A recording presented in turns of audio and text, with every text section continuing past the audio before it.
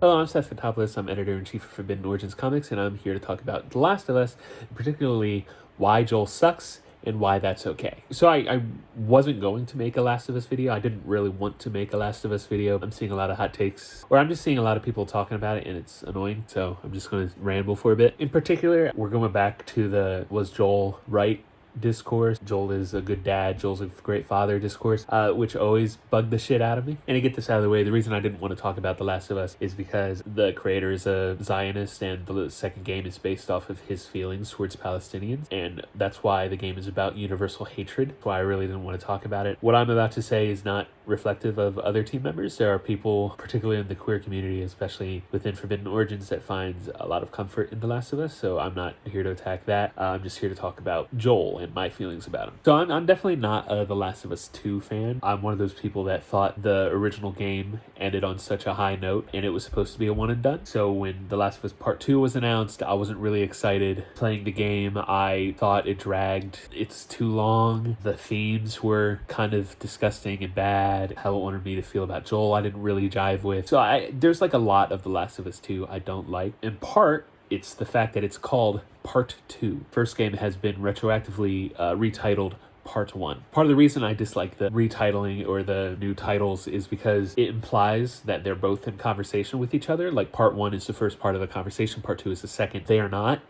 They don't seem to be really related in that way at all. It seems more like someone was having the conversation and then it ended with part one, and then one of the guys got angry, went back to his apartment, started thinking about ways to continue the conversation in the shower as he's like angrily muttering to himself, and then like a week later going like, hey, you know what? That's what it feels like to me. It doesn't really feel like a natural conversation. It kind of feels like petty grievance being placed into a video game. The Last of Us also represents this problem that I think a lot of fandom has, especially more recently. I think Tumblr millennials kind of started this, but then like Gen Z seems to be infected with it as well, is this idea that protagonists have to be like squeaky clean in order to be the protagonist. So Joel has been completely blank, like whitewashed in order to be like this perfect father, this perfect dad figure. Like everything he does is the correct moral choice, so anything that goes against it is kind of bad. So like again, I'm not a fan of The Last of Us 2. A lot of people aren't a fan of it because of what happens to Joel. I don't really care that he died at the beginning of The Last of Us 2. I don't really care that he dies at the beginning of season 2. I think that makes sense for what the story was going to be and for what that character was, but a lot of people definitely didn't jive with that. But because I didn't care, I didn't really give a shit about Ellie's revenge plot, which is why that didn't resonate with me at all. So the only thing that I had to cling to was the Abby Lev segment. I don't know, by the end of The Last of Us 2, I fucking hated Ellie. I wanted nothing to do with the story anymore. I feel like games like Metal Gear do revenge way better than this. In fact, I think the revenge plot is like super bland and whatever. We're talking about Joel, and again, the fandom has this need to completely whitewash like complicated characters or morally gray characters to be morally correct, because for some reason they feel morally insecure about their love for such characters. And I think that's like a huge problem in terms of like just the media landscape as a whole. I mean, last week I talked about Devil May Cry and how Virgil, straight up villain, is being recast as like this anti-hero, like savior to the demons and stuff like that, to the Arabized demons. Fucking crazy. Again, completely destroys the relationship between Dante and Virgil by doing that. And I feel like a lot of what's happening with Joel completely destroys the thematic tensions of the original Last of Us in order to have this idea of him as a perfect father. So the original game comes out. The first game starts with Joel losing his daughter right at the beginning of the apocalypse. 25 years later, he meets Ellie. They form this father-daughter bond. She's looking more for like a friend, like someone to look up to.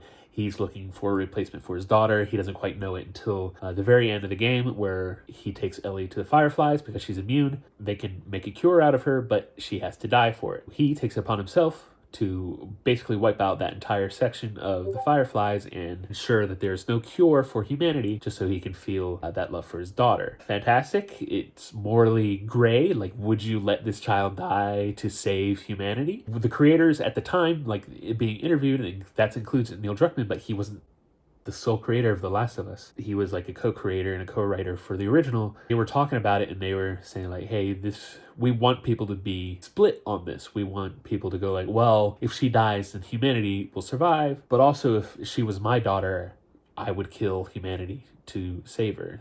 Hence the title of The Last of Us. We are the last of humanity because of this father-daughter bond. The original game goes out of its way to point out the ways in which Joel is morally gray. At the very beginning of the game, he lets a family die in order to ensure that his family survives. It doesn't work. It's implied that he's done bandit operations because, you know, like you run into a bandit who's pretending he's hurt, and then he immediately goes like, oh, this is fake because I've done this to people. I have killed people this way. He tortures people. He kills people very violently. Not quite as violent as Ellie does in this game, but still. And like at the end of the game, he ensures, because in his mind, believes that Ellie is the cure to humanity. He kills everybody to ensure Ellie survives at the expense of humanity. He believes this, right? Instead, what's happened over the years is people have not only defended Joel's choice, which like the developers wanted you to do that. They wanted you to be like, well, could you kill your daughter? Instead, they've done this thing where it goes like, well, it was always the correct choice because Ellie could not save humanity. Did you know that like the doctor had a bachelor's degree? You think he could save humanity? Do you think with all these test tubes and stuff, they'd be able to save humanity? How would they even do it? Like all this shit that doesn't matter at all to the themes of the story, to the story of the story.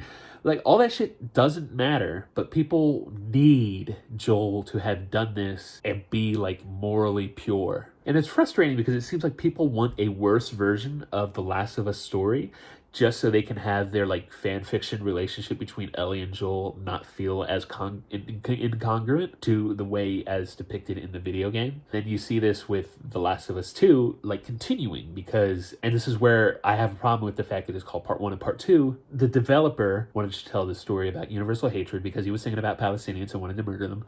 Just so you know. So he's like, oh, I have this other idea. So what if Joel gets his comeuppance for doing that, for killing, and then it's this like endless cycle of violence. And it's like, okay, I can see that working. I can see that continuing. Now he's doing interviews and stuff where he's like, oh, well, the Fireflies were never going to cure humanity. It's like, okay, well, what the fuck are you doing then? You're removing like the thematic elements of the first game in order to make the second game work. And I think that's not how you're supposed to write stories. Making like almost perfect game worse so your mid-tier game can be better is not how you write stories.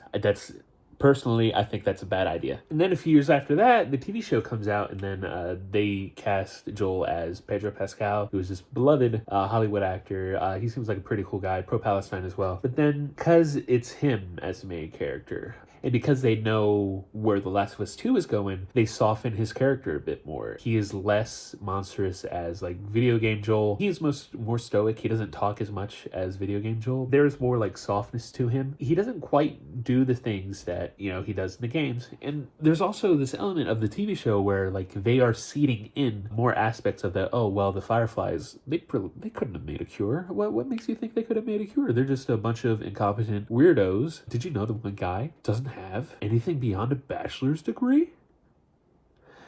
They couldn't make a cure at all. Further undercutting the point just so they can enhance the story of The Last of Us 2 and go like, well, isn't it so sad that Joel died? And it's like, it's sad that Joel died because he played him for 12 hours. It's not sad because he didn't deserve it. I mean, like, he murders an entire group of people that he believes will save humanity just to save one girl, which, like, yeah, that makes sense. You can do that. You can make arguments for why that's okay.